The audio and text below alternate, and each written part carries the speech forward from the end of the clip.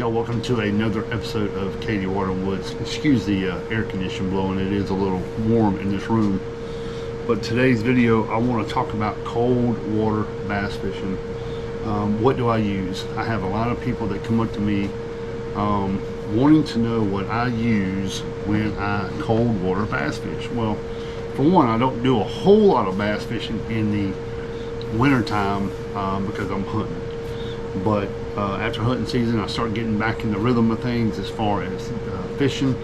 And so the water's still cold here in January, February, March. And then in March, you start getting the pre-spawn, water temperatures coming up a little bit, bass get more active. Obviously, during the winter months, bass tend to be a little less active. Their metabolism's way down. You really got to put something in their face for them to bite. But if you go back and watch the video from last week, me and my buddy Hoyt had a blast at this pond. It was about 38 to 40 degrees when we first got there. The temperatures did warm up a little bit, and we did really good with catching some big bass, and had a ball with that. But today I want to talk about the 3 baits that I always use when I'm cold water bass fishing. This is just from experience. This is what I like to use. It's proven to me that it works. There's all kinds of different techniques and baits out there you can use, but these are the 3 that I always like to have when I'm cold water bass fishing. My number 3 on the list is going to be a jig. I always use half-ounce jigs. I don't go any lower than a half-ounce or any bigger than a half-ounce. That's just me. But I like using the jigs. Jigging these things off the bottom, pitch them to get stumps, grass fields, points, drop-offs. You can't go wrong with a jig. Of course, this one right here has nothing on it. This is just a half-ounce War Eagle. I love these War Eagle baits. I picked these up at my friends at Pinetree Gun and Pond. These are really good jigs. I love using those jigs. They got all kinds of colors, sizes, but there again, I like to use a half-inch. Now with my jigs, I like to do them numerous ways you can tip these things with. This one's got a little frog on it. You can see how that tail wiggles around like that. And when you bounce this off the bottom, that little tail will just wiggle. You can also swim this thing, and those will wiggle. And a lot of times that wiggling, and they'll actually give off a little bit of vibration, will actually make that bass more interested and possibly get a hit. I also would tip sometimes my jigs with the very tail end of a worm. I like to use culprit worms, culprit and zoom pretty much, and I'll take the last half-inch of that worm, cut it off, and just use the squiggly end of the tail. There again, that'll twist through the water when you're bouncing them off the bottom, or when you're reeling it up real slow. That tail will get to twisting. Sometimes it'll spark that bass to hit that jig. So jigs are really good because they're slow. You can bounce them slow, you can work them slow, and it'll sometimes get the bass to hit. My second bait that I like to use a lot, and we used it down at this pond the other week, crankbaits. Slow rolling a crankbait in deep water off points, grass beds, drop offs. You can't go wrong with a good old crankbait. Any kind, any size, any color. This is a big deep diver here. This is about a 12 footer. This runs 10 to 12 foot. These are really big crankbaits that we'll use from time to time in deep water, cold water, and they do work. Now the ones I was catching the other day were off the old Bagley's. Yeah, Bagley's Killer B. That's what I was catching those bass off the other day with. And that thing right there has been beat up. That has caught a bunch of fish in my time. But these are the Bandit lures. I also picked these up at my friends at Pinetree Gun and Pond. They have all different colors. Here's some more colors right here. Look at this right here. These are really cool looking. I mean, just beautiful baits. And these are 2 to 5 footers.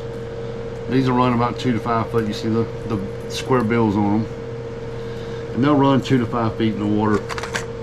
And then, you know, a pond that's 6, 7, 8 foot deep, those are perfect for that depth of water. Last but not least, y'all, I like to use, and with the crankbaits, you got the vibration, you got these do have little beads inside of them. You can hear them.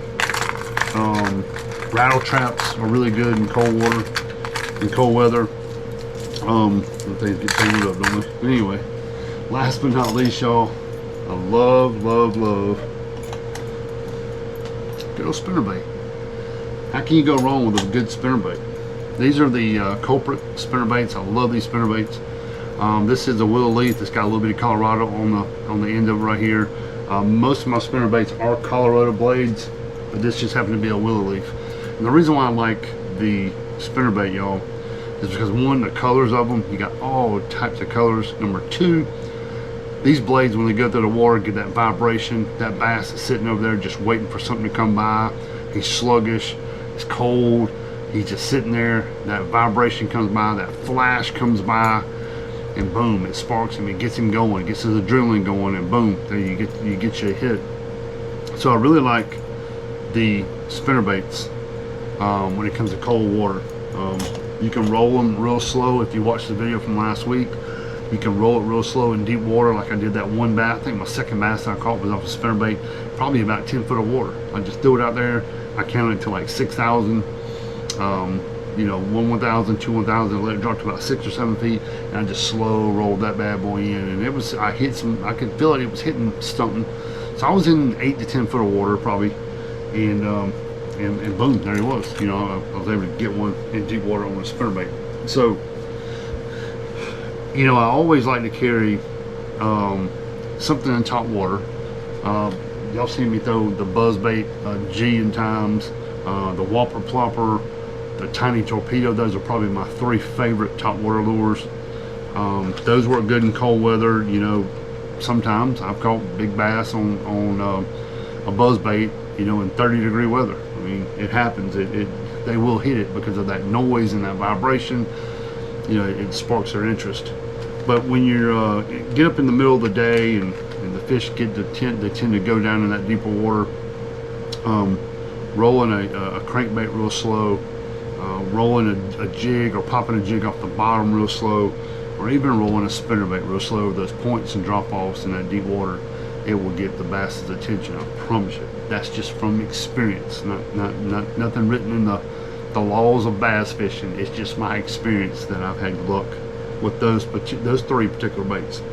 So I hope that helps out. I know a lot of you out there that bass fish probably already know this.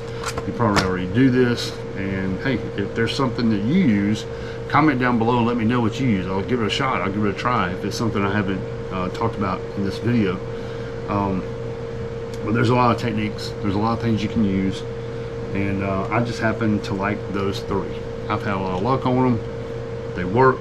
And in cold weather, I'm gonna have those 3 baits on, along with the top water, along with, you know, a Texas style rig. It just does really well. So I mean, I got plenty of buzz baits, I got plenty of crankbaits, I got plenty of jigs. I'm ready to go. But I can't wait for March, April time frame, when that pre-spawn comes in and spawn comes in. Those bass really get active here in the south, and that's gonna be a lot of fun.